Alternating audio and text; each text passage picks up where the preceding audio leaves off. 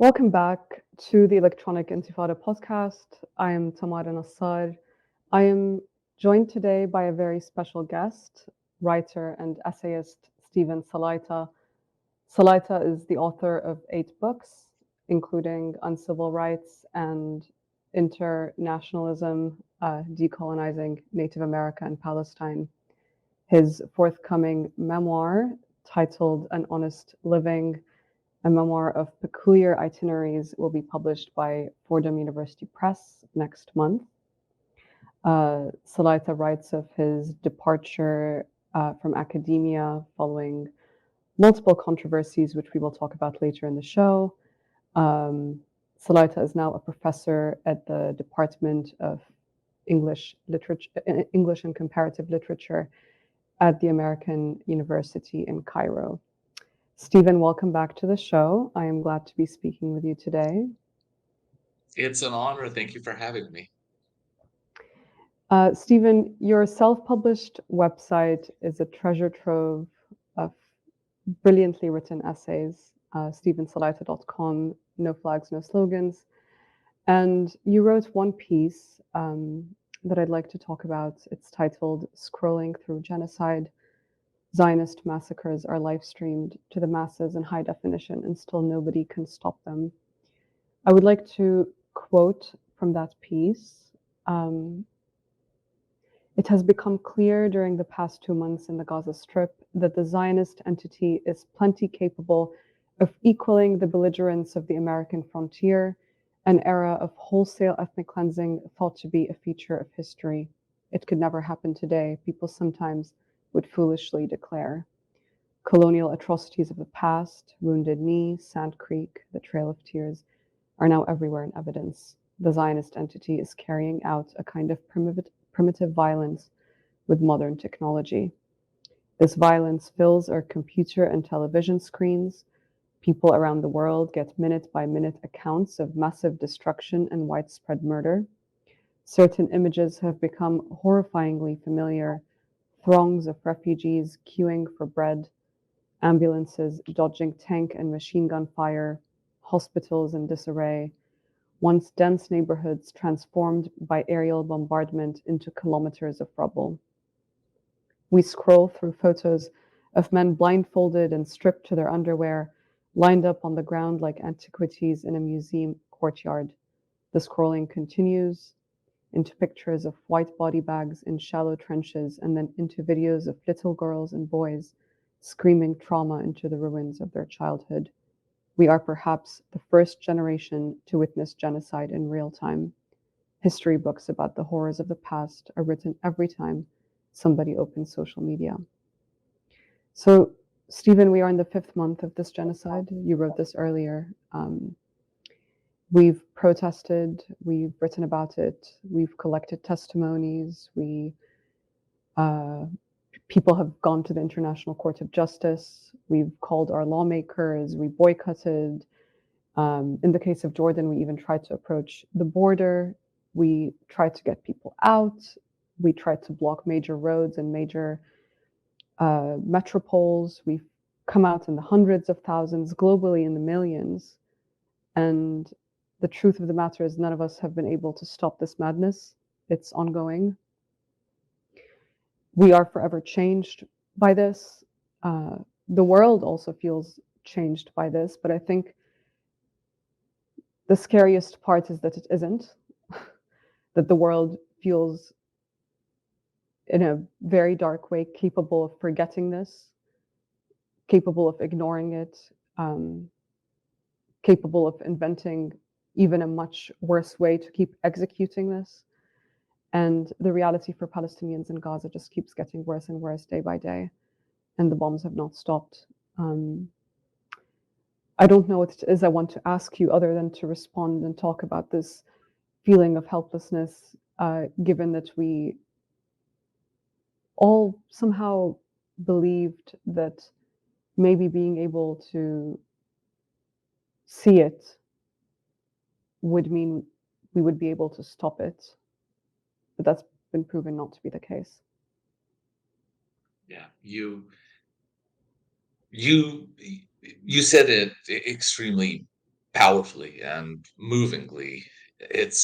I think you've articulated something that's been bothering a whole lot of people in a really profound way. And the way that I'm trying to approach, I don't know if anybody listening would find it helpful. To some degree, we resigned ourselves to the reality that we're doing what we can do in the day to day, what we think might help, but short of entering into Gaza and taking up arms, it, it it just seems like a bunch of bullshit. That's what it very often feels like. But it is. I try to remember that it is important to document and to speak and to make sure that people aren't allowed to get too comfortable, and we're writing history in our own way when we condemn this genocide, when we refuse to let the Zionist narrative go unchallenged, when we hold our supposed allies accountable and tell them this isn't good enough, you need to do better. Again, none of this stuff is physically going to stop the genocide, but there is still a world outside of the genocide that needs to reckon with what is happening inside of Gaza, and that's what our role can be. Another thing that I don't want to say that anything positive is ever going to come out of this. I don't see anything potentially positive in the future. All I see is a lot of death and suffering, immeasurable suffering, incomprehensible suffering. But I hope it will allow more people to embrace the very evident reality that all of these narratives about Western democracy and Western free speech that they might have believed, or in a lot of cases repeated in various ways, is a whole lot of bullshit. It doesn't exist. There is no democracy. If there were democracy in any Western country, their governments would have been held to account already. There's no democracy in the Zionist entity. That's out of the question now. And anybody who says that moving forward is not a serious human being, and this is more likely a ghoul. But we cannot rely or put our lives in the hands of civic institutions, in the hands of politicians. They've all turned their backs on us. AOC turned her back on Palestinians. Bernie Sanders turned his back on Palestinians. The US government writ large has turned its back on Palestinians. So you think about all the energy and all the effort people have put into these institutions as some sort of guarantor of democracy, or some sort of guarantor of just the basic right to live, has ended up being wasted. And it's hard to think about, it's hard to come to terms with, but we must. We cannot look towards the usual civic institutions, NGOs, elections, these sorts of things. Those days are done. Our lives are in our hands, and our ability to live is staked on our relationships with one another, not on governments, not on politicians, not on anything. Gaza has proved that. A lot of people thought it before, but now it's beyond doubt that the world has raised its voice. The world has condemned what the Zionist entity is doing, and not a single politician in a position of authority has lifted a finger to stop it. And in fact, rather than stopping it, they have aided it and abetted it and funded it and justified it. And so we have to be serious now. Where does that leave us? What options do we have?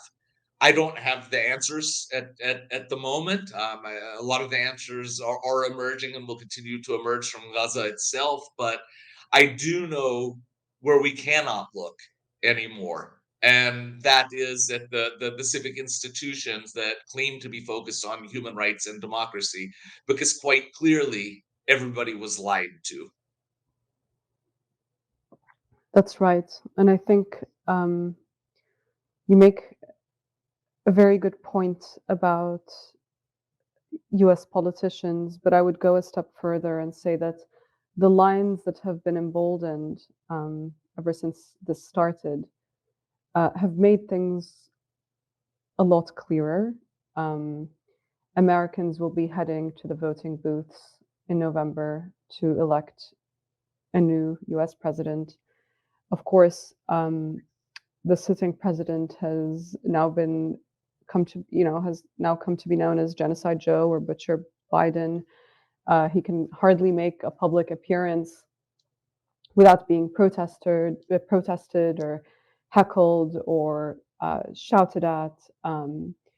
And while Biden and his Secretary of State, Antony Blinken, can hide behind the theater of feeling sorry and diplomacy and to give the illusion that the United States is trying to broker a ceasefire, um, in reality, the United States is waging this genocide on Palestinians. Even if the airstrikes on Gaza are being carried out by Israeli hands, it is the United States only that holds the power to seize the supply of weapons to Israel at any moment, forcing an end to this genocide. Um, the Biden administration, to put it very plainly and very simply, is an enemy of the Palestinian people. And we're at a point where the Gaza Strip is just completely unrecognizable than it looked like before. 80% of the infrastructure and the buildings have been either completely destroyed or damaged. And still, the Biden administration and its mouthpieces, like you mentioned, AOC, the Congresswoman Alexandria Ocasio-Cortez, are already trying to gaslight people, not just Arab Americans, but all kinds of self-described progressives and liberals in the United States into voting for Biden because scary orange man Donald Trump. And you wrote about this. You wrote about, you touched on the Arab American community. You said in a piece that's titled "Arab Americans Won't Be Shamed into Voting for Joe Biden." And I'm going to quote you again because you're just a brilliant writer, and everyone should go to your website and read your work for themselves. But you write, no matter what individual Arab Americans choose to do in the privacy of the voting booth or from the privacy of our homes, the tired and tiresome tactic of lesser evil browbeating in public discourse will not persuade us to forget about Palestine. Tell us about reproductive rights all you want. We know about the women in Gaza who endured C-sections without anesthesia. Tell us about the future of our children all you want. We've already seen the dead babies in abandoned incubators. Tell us about loan relief all you want. We've already counted the billions this government sends to Israel. And you write some more, and then you say, tell us about big, bad, scary Trump all you want. Nobody in this moment looks more callous and evil than Joseph R. Biden. And while this is very clear and the genocide is not even over, we see, leading progressives like Alexandria Ocasio-Cortez. I mean, she went on a podcast called "I've Had It," and it's two ladies who in a more casual setting who interviewed her, and they ask her the question. They say, Joe Biden hit it or had it, and she very enthusiastically says hit it, and she says, there are plenty of things that the president has done that I disagree with, but almost, and she says at the end of the day, brushing off her like fleeting mention of an act of genocide that this president is waging, she says at the end of the day we just have to be adults in the room, and we cannot allow this fascist government movement to grow in this country. And she verbatim says that the decision to vote for Biden, quote, is not a difficult one for me. So there's, you know, I mean, I don't want to ask you to make speculations and predictions. I think, like, there's all sorts of things can happen between now and November. We can, we can speculate until our eyes turn blue. I don't think it's useful. The Democrats can even come up with a new front runner from their genie hat before it's time. So who knows what will happen? But do you think that the lesser evil argument will go far enough for Biden, or is the mask completely off?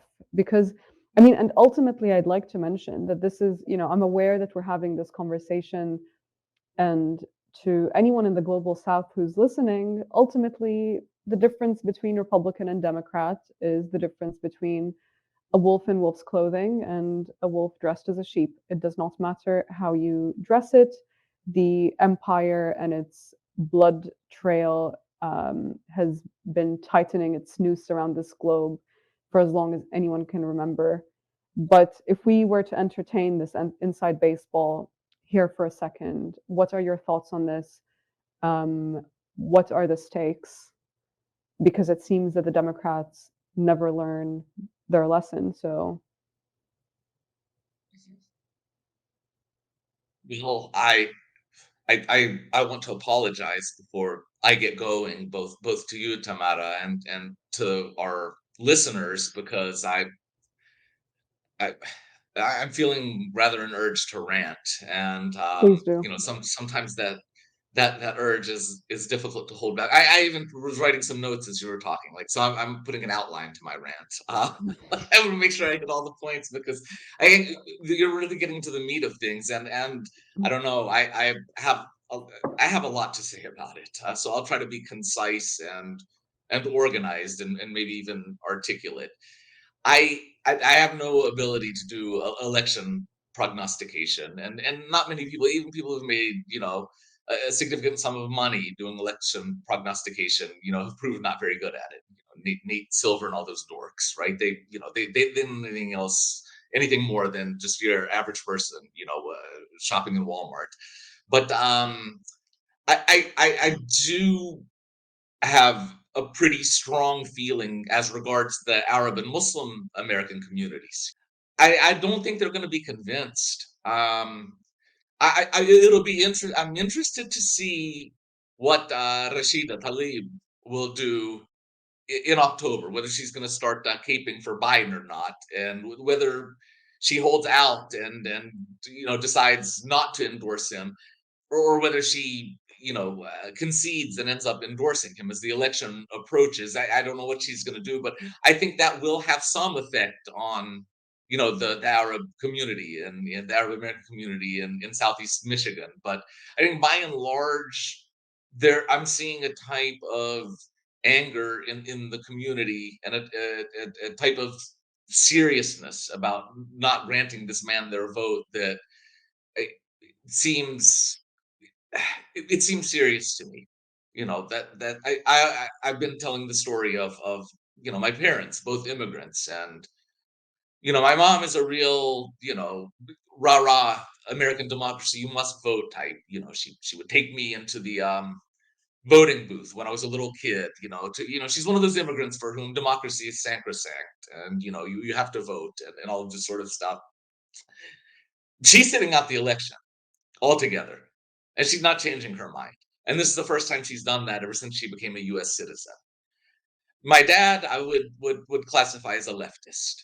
All right, he's kind of been a reliable Democratic voter his entire life, but he's to the left of the Democrats, I think, on most issues. He's planning to vote for Trump. And he's voting for Trump for one reason, and one reason only, and that is to spite Joe Biden. I can practically see the white liberals pulling their hair out right now, about to have a conniption. Well, you. Okay, we don't care what you think. That's his logic, and he's not the only one, right? And I'm not saying I agree with that logic or disagree with it. I'm explaining the logic that exists. You can accept it or not accept it. I mean, that's just the way it is. Now, for me, I think that I would encourage, my parents and the rest of the community to consider not voting altogether.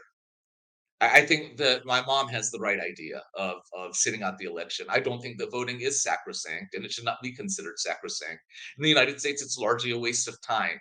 If you feel like some sort of civic obligation to vote, fine, go write in a third party candidate, right? Write in your amo. Do you know what I mean? Write in somebody. You've fulfilled your civic obligation and move on with your life. But if at this point you think that it seriously matters in relation to Palestine generally and Gaza specifically, then you're an absolute mark, and you need to get over the foolishness at this point. Really, we have thousands of children dying a week. There's no more time for nonsense and for fantasies of U.S. redemption or U.S. democracy. It's time to get serious. Enough of this. We've been being good little citizens for decades and decades and decades, and all it has gotten us are successive administrations that are even worse on Palestine. Ronald Reagan, for Christ's sake, was better on Palestine than Joe Biden. Ronald Reagan. All right, Richard Nixon was better on Palestine than Joe Biden, right, and Obama. Okay, so we're not going to vote. Not only are we not going to vote out of this horrible situation that we're in, we're not going to vote genocide out. We're not even going to mitigate genocide through voting. Make whatever decision you want, but you have to bear that in mind, and you have to take that reality seriously. And I know it's a hard reality for a lot of people to accept, but that is the reality, and I don't think it does anybody any good to pretend anymore that we have a voice and we have a say in how this government makes its decisions, because obviously we don't. The numbers are there. We're, you know Democrats are overwhelmingly against this genocide and overwhelmingly in favor of a ceasefire, and that's quite simply not matched by any of the leadership, and even the leaders who claim, to be anti-genocide or pro ceasefire, or they're caping for Biden. So whatever they say, in effect, they're continuing to support the genocide because, as you say, he's the one overseeing it. Now, AOC, I have a few things to say about this, and I hope everybody will forgive my saltiness, but I ran out of patience a long time ago. When AOC won her primary, I don't know what, 2018, 2019, I don't remember. But before she was actually seated in Congress, when she won the Democratic primary, which pretty much ensured that she would win the congressional seat because there was no Republican challenger worth mentioning, she gave an interview, a few days after that primary, where, she started doing some wishy-washy bullshit about Palestine. I picked up on it. I wrote a post just transcribing what she had said and left it there. And I got absolutely dogpiled by everybody, right? Blah, blah, blah. But there was a principle there, and I want to reemphasize that principle with apologies to those who already are aware of this principle and practice it. When a politician or a celebrity activist or a celebrity academic or somebody in some sort of position of power, materially or discursively, chose what we all recognize to be some iteration of soft Zionism. And some of us get mad and get wary and become mistrustful. It's not because we're purists. It's not because we're assholes. It's because we've seen it a million times and we know exactly what the hell that means. That's only a prelude to going full mask at some time in the future. Bernie Sanders. I got absolutely demolished by our community, the Arab American community, the Palestine Solidarity community, back in 2015 because he was saying some liberal Zionist shit. And I said, this ain't going to cut it. He needs to stop. Or we need to quit pretending, that this man is George Habash, right? He's a liberal Zionist who has some good economic policies, but cut out all the myth making, please. All this I'm on Bernie shit. Like, come on. This is ridiculous. I got killed. And anybody who was there witnessed, just how much I got piled on. Everybody's writing articles. Steve is a purist. Steve this. Steve. Well, what happens when the genocide? The point is when somebody shows themselves to be a Zionist, it's only when shit hits the fan and when stuff really matters, you're going to see what side they take, right? When the bombs start flying and there's a choice to make, they're going to make the choice. So I take absolutely no pleasure in calling out people's soft Zionism or their liberal Zionism or their wishy-washiness. But it's only because I know, just like so many of us know, that there's going to come a moment of truth. And in that moment of truth, they ain't going to choose you, no matter how much you have chosen them. People need to be aware of that. We're seeing that with AOC, right? She made it evident before she even sat in her congressional seat that she was going to sell Palestine down the river. She made it clear. What did she do? She sold Palestine down the river. All right. Bernie told us over and over and over again that his loyalty ultimately lies with some variation of a Jewish state. Genocide happens. Whose side does he take? Not yours. All right. Your real uncle probably would have taken your side, but Amo Bernie, he didn't. He took the side of the genocide heir. So all of this is I'm going to wrap up, I promise. All of this is a roundabout way of saying that what you're seeing now in Gaza is a culmination, right, of a process wherein the depth of people's Zionist sensibilities are being made manifest. And you cannot make the same mistake again. Somebody starts peddling some soft Zionism to you, record it in your head, and be aware that this person is not to be trusted. That in the moment of truth, this person is not going to take your side, that this person is going to take the side of the settler colony. They make it manifest every time they peddle some of the nonsense that we've all heard a million times. We know how to identify it. All right. We could make a list right now. And as pertains to Biden and lesser evilism, what what what lesser evil? What what what is more evil than what's going on in Gaza? I don't even want to entertain this nonsense. This liberals, white liberals, particularly the Zionist liberals, especially, they just need to mind their own business. We're watching our people be genocided. We're watching our families getting killed and living in tents and starving to death. We don't care what you have to say. You can not tell us anything that will possibly be meaningful to us. And I don't want to hear anything about Biden's anguished genocidal decision making. That's a whole lot of coordinated nonsense. Insider journalists, who work for the corporate press, taking their talking points from inside the White House and inside the State Department. These are always bullshit stories, and it doesn't even matter. I want him to be anguished. I want him to go to bed feeling like shit every night. I want him to go to bed suffering, but he's not, because you can look back at Joe Biden's record and he's always been terrible. It's not like this is a new phenomenon. There's nothing in Joe Biden's record anywhere, right, in his long career as a politician, as a senator and a vice president and a president, that would suggest that he would do even a minimally good thing for a downtrodden community or for the oppressed. It simply doesn't exist in his record.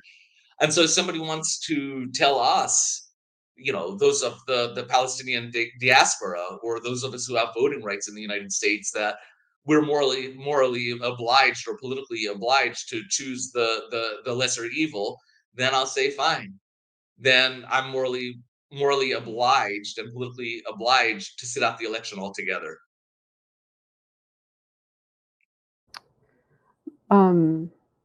100% everything that you just said.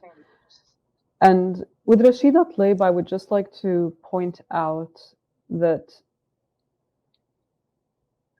pertaining to her and Sanders and AOC, there's always this, like you said, you get piled on immediately at the mildest criticism of what they say and do, as if they are the most vulnerable tokens that we have, when in reality, what it comes down to is that they are US politicians, they are US lawmakers, they are some of the most powerful people in the world. They sit in the most powerful halls in the world. And this language of Hammo Bernie and like with Tlaib like being Palestinian, it's just all it does is create this pseudo familiarity between these people, these very powerful people, and the general public that makes it impossible to criticize them no matter what they say. And Glenn Greenwald said something about AOC when she went on that podcast. He said it's wild how in 4 short years AOC went from branding herself as a major threat to the Democratic Party to becoming, without hyperbole, the most valuable tool, activist, and spokesperson for the Democratic Party. And I think that's extremely true, because when you are shielded by your own followers constantly from any criticism, how can you ever be pushed? These people only ever listen when you push them. They don't listen when you take crumbs. They don't listen when you cite that one time they said something mildly satisfactory in 5 years ago. It does not matter. I mean, AOC follows every single one of her atrocious, like after she did that podcast, she goes on the House floor and she says 3 sentences to appease to people, and they take it. But Tlaib actually last week said something, I think, unforgivable on the House floor. They were discussing, they were debating Resolution 966, which purports to condemn, quote, rape and sexual violence committed by Hamas in its war against Israel. And instead of challenging that, Rashida Tlaib gave credence to Israel's fabricated atrocity propaganda, which we have, the Electronic Intifada and several other publications, including Mondaweiss and The Gray Zone, have dismantled and showed to be just fabricated atrocity propaganda and a deliberate campaign of lies designed to justify Israel's genocide against Palestinians. And she says, I'm quoting here, all acts of sexual violence are horrific. We should all be fighting to end it here at home and all around the world. So while the resolution on the floor today rightfully denounces any sexual violence by Hamas, I am disturbed that it completely ignores and erases any sexual violence and abuse committed by the Israeli forces against Palestinians, especially children. So I don't know what's going on in Rashida Tlaib's head. I don't know if she's aware of this being a deliberate campaign of lies and propaganda, and she thinks she has to accept it in order to talk about Israeli sexual violence against Palestinian prisoners. But this is, to me, completely unforgivable. And my colleague Ali Abu Nama wrote about it. Still no retraction from Rashida Tlaib, and if it's literally spreading atrocity propaganda, helping spread it, helping cement it on the House floor when there is like zero challenge to it. Yeah. I don't know if you have anything to say about that. I don't know. I agree with you. I agree with Ali. Everybody at EI has done an absolutely phenomenal job at debunking, these deeply ingrained propaganda claims. And so the work you all are doing has been invaluable. We were talking earlier about how we feel helpless and there's nothing we can do, but I think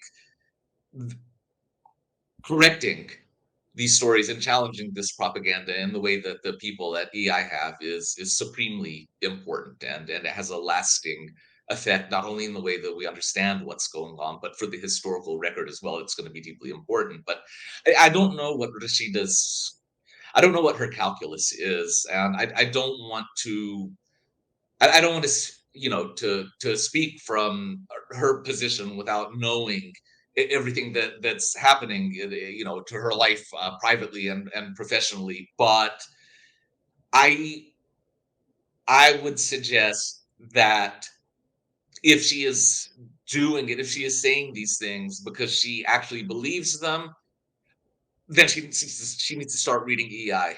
You know, I know that I get the sense from the past few years that she's not the biggest fan of that publication. All right, I think there's been some evidence to suggest that she's not the biggest fan of Ali in particular. She wasn't in the past, but she needs to educate herself. I mean, she's a congressperson, but if she is doing it just to play politics, right, and either option is viable, I really have no idea. Then I would say that the only honorable thing to do is to leave that genocidal institution that you call the U.S. Congress, so you can then be free to speak the way that you need to speak and the way that you want to speak. I don't think any Palestinian anywhere in the world ought to make themselves beholden to institutions that make us in any way complicit with genocide. Better to leave the institution.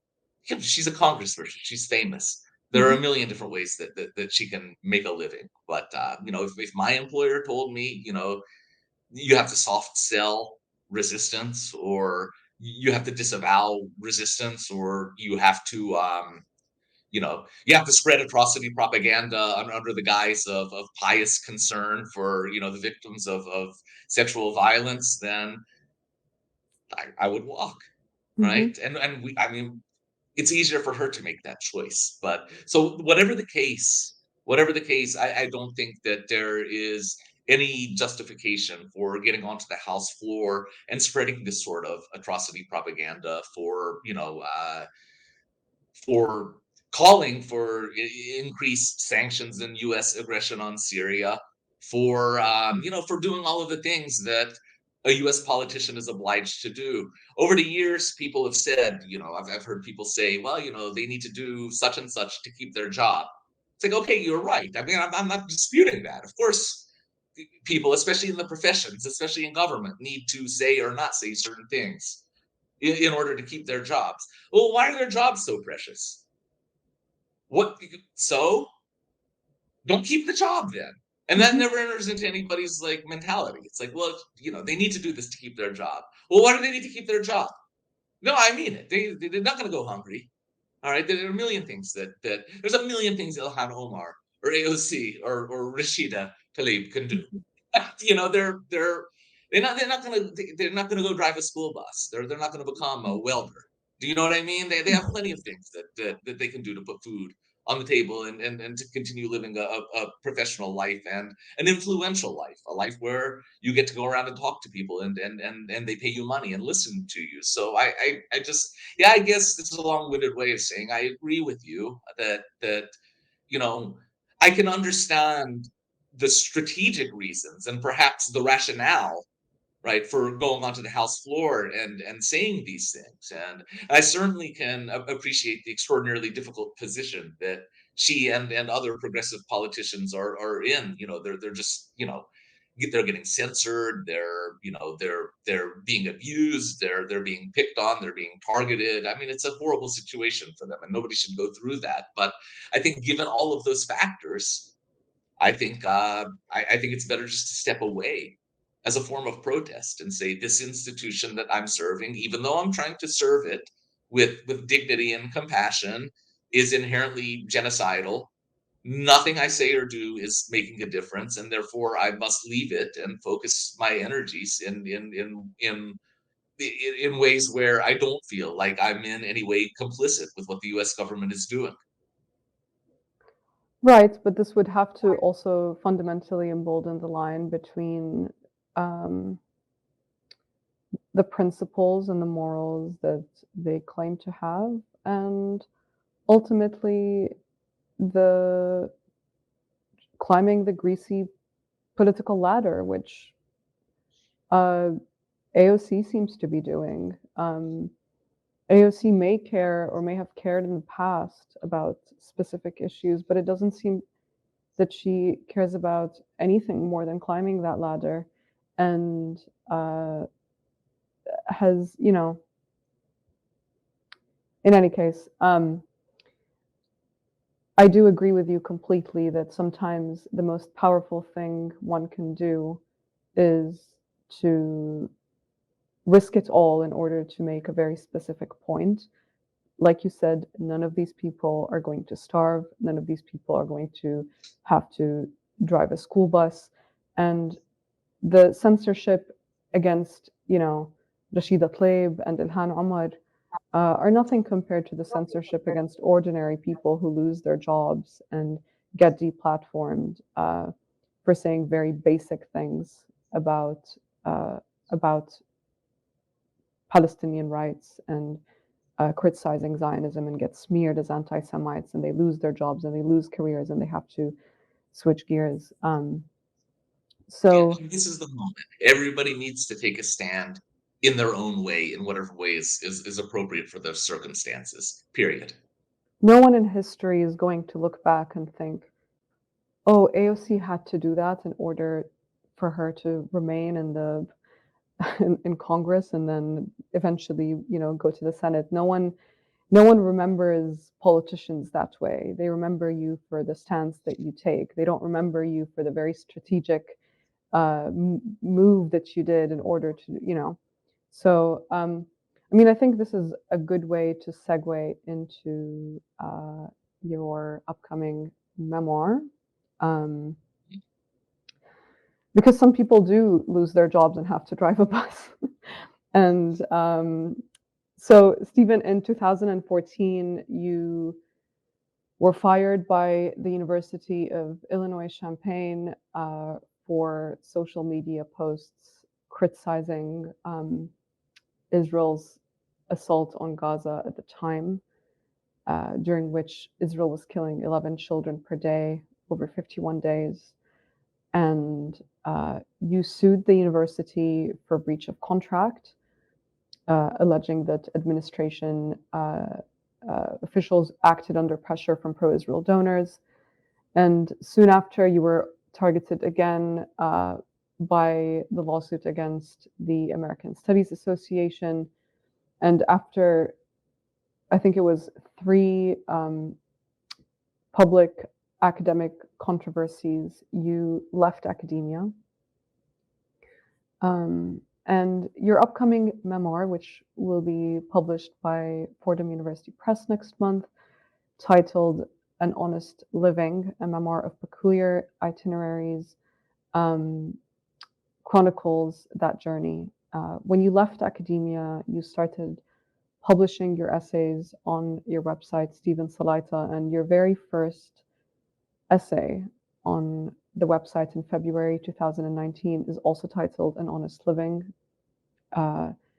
And it's about that departure and your journey into becoming a school bus driver, the delivery of uninjured children, as you described it. And I'd like to read a very short, it's not that short, it's a bit short, excerpt from that piece. And then I would like you to, you're now back to teaching at the American University of Cairo. So you kind of returned to academia. Okay, so you write, becoming a school bus driver wasn't random. I used to be a professor. I rushed my way into academe, in fact, landing on the tenure track at a public regional university straight out of grad school. I put in a good effort to make it happen, but the career felt manifest. My father taught physics at an HBCU in southern West Virginia, and my earliest memories involve following him to work, chalk dust and textbooks intoxicating my emergent senses. Prof, he called me with booming approval, his breath warm with pistachio and nicotine. I earned the moniker by disappearing into my room for hours and validated it by becoming my father's unqualified research assistant. At some point during my childhood, the nickname became a decree. I went to college at 17, knowing I would never leave. 21 years later, I got fired. Now I can't return. So you have returned, and I would like you to tell me more about this upcoming memoir. And given your long and meditative departure from academia all these years, how has the return to the classroom been? Uh, I mean, I can imagine how, for someone like you who imagined your entire life remaining in the classroom, most, as a student for the first parts of your life, and then as a professor for the latter part, and being embroiled in so many public controversies about it. I'd like to hear more about that. And despite it being an American university, you're not in the US, and you're in Cairo. And I'm very curious to hear about the felt difference there from your perspective, what it's like to be a professor in Cairo. Sure, I'm happy and honored to talk about it. Thank you. I mean, it's on the one hand difficult to have a a book coming out, concurrent to all of this horror, but so much of what's in the book really has to do with what's going on in Palestine and the way what's going on in Palestine reverberates out into the world and into Palestinian communities, especially as they exist in the West. And so I'm going to try my best, as the book becomes available, like in a week or two, really to keep the emphasis on Palestine as our moral and intellectual center. I think that's critical. But yeah, it's just really because in 2014 when that infamous firing happened, and can I just say, because I don't go on many of these like podcasts or whatever. It's a joy to do it with you all. I'm such an enormous fan of EI. It's a treat for me. Please don't call it an unhiring. People always be calling it he was unhired. Like, what the hell is an unhired? That drives me crazy. Sorry, I have to get that pet peeve off my chest. Like that just I get a little bit ragey when I say Salaita was unhired into that. I was fired. It's okay to say it. I don't need any euphemisms. In fact, I'm quite proud of it. It's a badge of honor, to have been fired for taking up for Palestinians. So yeah, so it all really starts with putting your heart and your mind in Palestine and thinking alongside the people there and listening to them and really trying to convey points of views and sensibilities that certainly they're not all always going to agree with. There's plenty of disagreement there, but that maybe at least make them feel like they're being heard. And that their sensibility is not necessarily their politics, but their sensibility is being conveyed, because that sensibility doesn't mesh well, right, with the discursive norms in the West, in the United States and Canada, particularly. Really, ultimately, it's true in France and Germany and the UK. But and so I got fired. It ended up being a huge news story. It seems like many lifetimes ago. Um, Ended up at AUB. The Zionists interfered there. I ended up out of a job there. The circumstances were different, but the result was the same. And then I came back to the US and wasn't doing anything. And, I won a settlement from the University of Illinois at the end of 2015, more than about a year and a half after the firing happened. And I mean, just the money was starting to run out. We were living in the DC suburbs, after having left Beirut, and with rent and food and everything else, like the money goes quickly, your savings go quickly, and realized, okay, I got to do something. And so I decided to drive the school bus. It was always something that ever since I'd returned to the United States, I kept seeing the signs around town were hiring for a school bus driver, and I thought, this isn't bad, because the last thing I wanted to do was deal with bureaucracy and professional environments. I mean, to be frank, I was very angry and bitter and depressed and not feeling very sociable, and I just couldn't have pictured myself interacting with other people in a so-called white collar environment. Doing like academic conferences and panels and this sort of thing was just out of the question. I just wasn't interested in that kind of stuff at that point. And I thought that driving the school bus would allow me to work in a meaningful way, and in a way also where I had sort of freedom not to be monitored all the time. I would be in my own little movable world, and that's what ended up happening. And the pandemic ended up disrupting everything. All of the transportation got grounded, and so the same kind of malaise and depression set in. And I was really struggling with those things. I was having a difficult time feeling useful in this world. And I didn't think that I would ever go back into the academic world. It had seemed so long, before it had been years since I'd had anything to do with it. And I knew, of course, that I was never going to get a job in North America, and I still won't ever get a job in North America. I've come to grips with that. That's a reality that I can't change, and I can finally say that I'm okay with that. But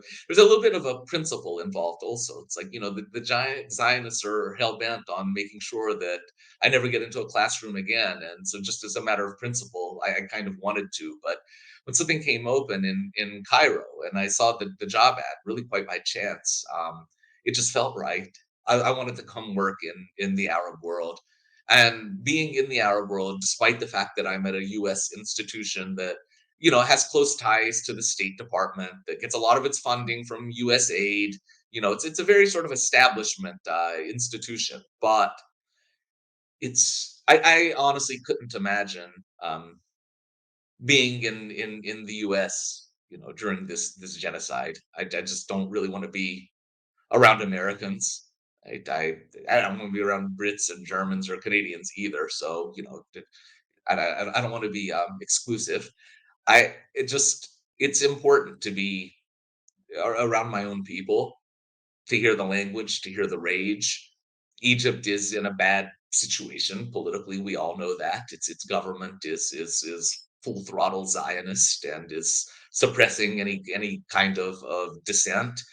Jordan and Egypt always sort of get matched up together, as the two worst collaborators. I guess there's also the UAE.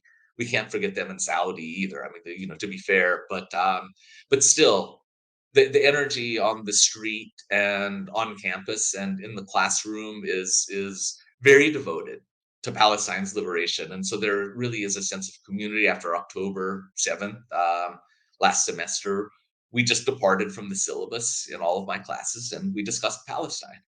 We started reading about Palestine. We started having conversations about Palestine. We were thinking together about Palestine. We were mourning together. There's Palestinian imagery all over campus and all over town. And I know, you can say, imagery is imagery. It's not doing anything, and that's true. But at least you're in a place where people are feeling the same way that you're feeling, and that you can express yourself around them, whether they agree with you or not, in a way that's completely verboten in the United States. Like, one of the funniest things about looking at US social media is the way that something that would sound completely commonplace in the Arab world is taken as something like mortifying, on Anglophone Twitter, right? In the West. It's good not to feel bound to the norms of what's considered civility in the United States. And so I've been hardened, by the fact that Egyptians from different social strata, but I'm mostly dealing with the middle and upper classes, of course, at AUC, but they're very devoted to Palestine's liberation. They're very staunchly anti-Zionist, and they have a strong consciousness about it, and they see it in lots of ways as their issue as well. I know I'm talking a lot, but that's kind of, so going back into the classroom in the Arab world has been different. Almost all of our students are from Egypt, and so I'm learning a lot about a new country, and I'm not feeling like I need to look over my shoulder constantly, or I don't feel like that I'm gonna say something that is taken the wrong way and then manipulated and then sort of thrown back in my face, that's going to result in some huge public controversy. Of course, anything's going to happen anywhere. Egypt is no bastion of freedom, but generally speaking, it's been, the return has been really nice. But I'm still getting accustomed to it. There are some things about academe that I'm simply never going to be able to reacclimate to, that are just, that I'm just not going to be able to make myself care about, no matter how much I try. That's beautiful. Yeah, I was an Amman for the first half of this, and it's so strange to be around a whole city of people who don't think about this. It's Yeah. life goes on. They live normal lives. Uh, it's it's almost divided the world to me between people who can carry on during this and